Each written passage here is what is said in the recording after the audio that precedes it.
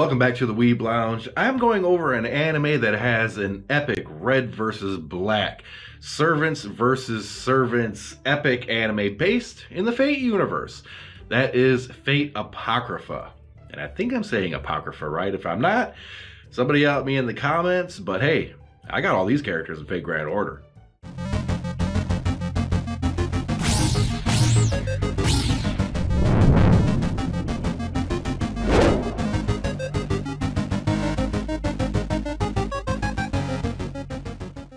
Alright, beside the fact that getting all these characters in Fate Grand Order takes a lot of quartz if you play that mobile game at all, this anime kind of takes a little bit of a twist on the Fate Stay Night typical Holy Grail War. In the typical sense, it's supposed to be one master summons a servant that is some kind of legendary being from times past, such as Arthur Pendragon or Jeanne de Arc, and any kind of notable figure in the past that is known to have conquered minds and or countries or both. And what this ends up being is a little bit of a different take on it. Basically, you got a whole bunch of servants on the red faction, a whole bunch of servants on the black faction, different masters and everything, but they're all teamed up, and whichever side wins gets the grail. Okay, a little bit of a twist, but in this one, you really just have two main characters and a whole bunch of side characters. I'm not going to get to all of them. The two main characters, number one, Jeanne de Arc, or Jeanne, ruler Jeanne. This is the first time in the animated sequence where you get a ruler class character. What a ruler class is basically really, really powerful. Okay, more powerful than just about any other servant, at least in the spectrum of Fate Apocrypha. Essentially, she's not weak to any of these classes. It's a typical Fate sense, especially if you play FGO.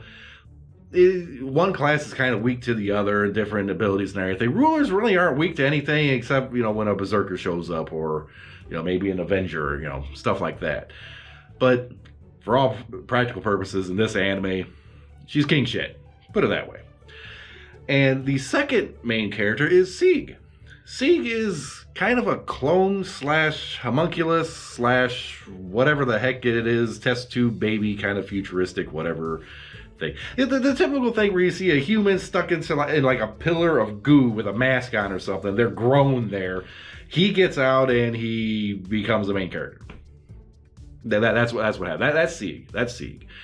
And he gets his name from Siegfried, who happens to be the Saber of Black in this show. Now, what does this all entail? Well, it's faction versus faction, and it's supposed to be, them two fighting, and ruler Jeanne, she's supposed to be like the mediator. Okay, she's supposed to mediate all this, but later on, things kind of go to hell, but let's not get there yet. Now, there's not all that terrible much of storyline and plot lines that kind of follows this singular path. It's like, yeah, they're going to go towards the Holy Grail, but a lot of the episodes, like, 2-3 episode arcs are all focused on like this character, or these are focused on this character. And then eventually it kind of makes its way over to the grand finale battle, and then it's over. It doesn't sound like I'm giving this anime much praise, but in all actuality, I really like it. Maybe because of Fate Grand Order, I don't know, and I have the characters. But anyways, this is one show where it kind of gave me an advanced appreciation of some of these characters. Let's take Mordred, the Saber of Red. She is basically supposed to be the most powerful Saber class character on the red side, okay? And in all reality, she's probably the most powerful character of all of them, with the exception of Jeanne.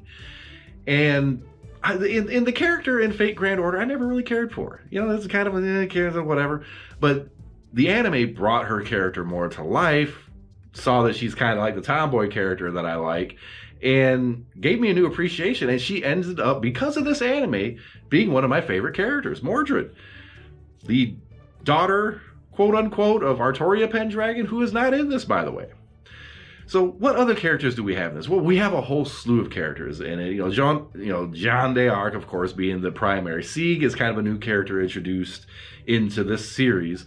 But you have, Mordred, you have Jack the Ripper, the Assassin of Black, you got Atalanta, she is the Archer of Red, Semiramis, Assassin of Red. You know what? I can't remember if she's... she's Assassin of Red. Never mind. You got Siegfried, of course. I mentioned him earlier. He's the Saber of Black. Astolfo, who actually... They focus on Astolfo a lot. The trap character that they find out who she/he is or whatever. He's the Rider of Black, right? And... He's a really good character in this. He's a good foil and such. He of course dresses like a girl and everything, acts like a girl, really effeminate, really cute, but it's a guy. And there's one scene where he basically, took a shower, came walking out in front of Jeanne and a few other people, goes stark naked and didn't think anything of it. And apparently his master, the summoned him, wants to molest the hell out of him. That's kind of uncomfortable. Just wants to, the sexy girl wants to molest him, but he's like, nah. If it was me in that position, I'd be like, hey, you do what you got to do. I'd be fine with that. And then you also have, a couple, Berserker class character, Frankenstein, of course, the Bride of Frankenstein version, I guess you could say. You have Vlad the Third in it, and, he's in Fate Go, he's a Berserker, but in this, I guess he's a Lancer of Black, if I'm right. That doesn't make any sense. The character in Fate Grand Order sucks. He sucks in this one, and that's not because of vampire. It's a bad character. And then you got Karna, who I believe is Lancer of Red. He's deadly. My God, is he deadly? He's basically, Karna's a sun god. He's a god. So he shows up and does god things. Yeah, don't mess with Karna. Fate Grand Order, Fate Apocrypha, Fate anywhere, your fate is to die if you mess with Karna. Just put it that way. So essentially, these two factions fight, and it all comes down to basically kind of like this incantation of Emiya that is actually a different ruler class, like Shiro, whatever. And he kind of tries to hijack everything and take the Grail for himself and destroy I don't know if he was really trying to destroy the world, reincarnate the world, rebirth the world. I don't really know what he was trying to do. It's one of those convoluted things. It's like, the villain has high goals, thinks he's having a noble presence or noble actions, when in all actuality, he's just being an evil prick, right?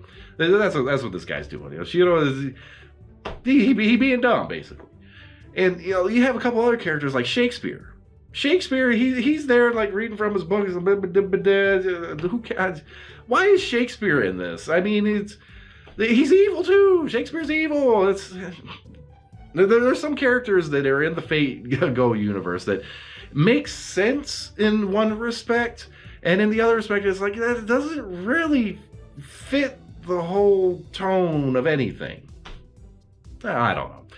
But overall, the animation quality is really, really good, especially when it comes to Jack the Ripper. For whatever reason, the whole Jack the Ripper arc, I really, really liked. I thought the animation quality was awesome throughout the whole series, but for some reason it seemed like it stood out with Jack the Ripper's angle. I don't know. Maybe it's just because I really like that character along with Mordred and such, but maybe that's just me. I don't know. But storyline's good, sounds good, animation quality is top-notch, as you would expect from any Fate series, anything. And, because if you skimp on a Fate series, no, fans aren't going to have it, period. So with all those characters, I could sit here and just really go down every single one of them, give a little bit of a review arc and everything of it, but you might as well just watch the anime, because that's how long it would take me to do that. So we're not going to do that. So let's just get to the point. Would I recommend this anime? Absolutely, yes. It doesn't matter if you're a fan of the Fate series or not. It doesn't matter if you play Fate Go or not. I mean, Fate Go really has nothing to do with this. It's kind of a standalone thing. The only thing you really need to know, in essence, is how the whole system works with the master servant summoning and where the servants come from. If you've watched Fate Stay Night or Unlimited Blade Works, Fate Zero, then you already have an understanding. You're good to go for Fate Apocrypha. But if you haven't, I'd probably go back and actually watch one of those series first, just for a little bit of better understanding. And then with that understanding, it makes this whole series that much better. And with that, like, subscribe, hit that notification button. I'm going to go try summoning some more servants with some quartz that I have saved up, and then I'll probably spend 1,000 quartz and not get a damn thing because the rates suck in Fate Go. We'll see you in the next video.